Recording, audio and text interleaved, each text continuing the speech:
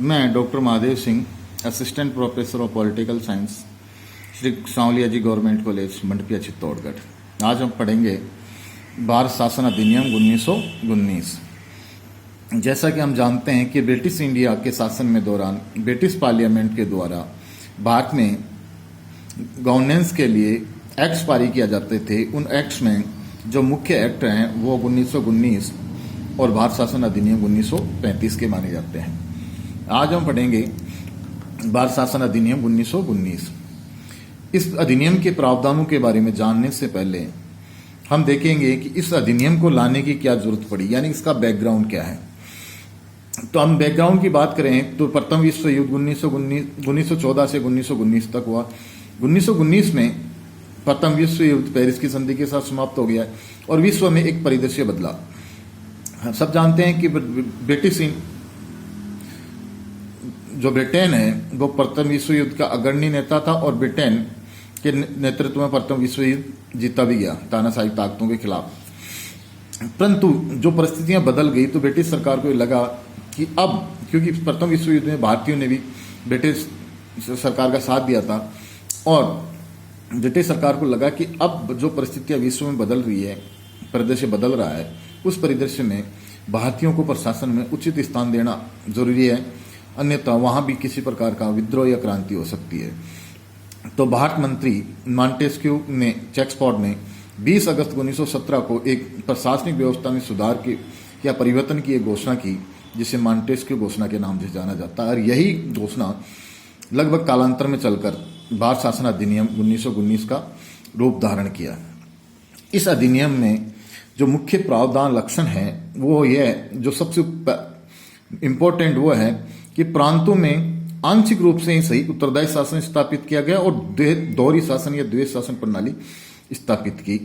इससे मतलब यह है, द्वैत शासन प्रणाली से तात्पर्य यह है कि जो प्रांतों में जो सब्जेक्ट्स थे उन सब्जेक्ट्स को दो भागों में बांटा है, विषयों को दो भागों, रक्षित और रक्षांतरित। रक्षित विषय गवर्नर जनरल की अपनी कार्यकारिणी सदस्यों के माध्यम से उन पे शासन करता था, उन पे काम करता था और ये कार्यकारिणी सदस्य अधिकांशतः ब्रिटिश लोग हुआ करते, इंडियन सिविल सर्विसेज के लोग हुआ करते थे।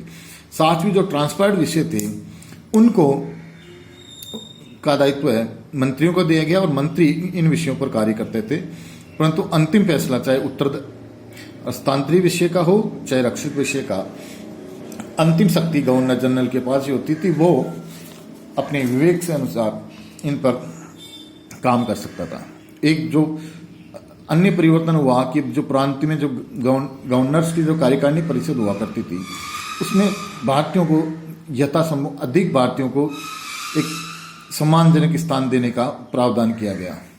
साथ ही साथ प्रांतीय विधान परिषदों का भी पुनर्गठन किया गया, रीऑर्गेनाइज किया गया और इसमें प्रावधान कर दिया कि प्रांतों में जो विधान परिषदें हैं उनमें न्यूनतम मिनिमम 60 मेंबर्स होने चाहिए और अधिकतम 140 मेंबर्स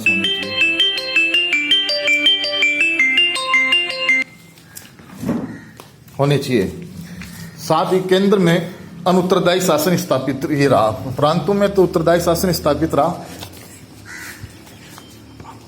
उत्तरदायीपन केंद्र के अंदर अनुत्तरदायी शासन ही स्थापित रहा। और केंद्रीय विधान परिषद में को है द्विसदनात्मक केंद्रीय विधानसभा की व्यवस्था की गई, जिसमें एक सदन विधानसभा, दूसरा राज्य परिषद।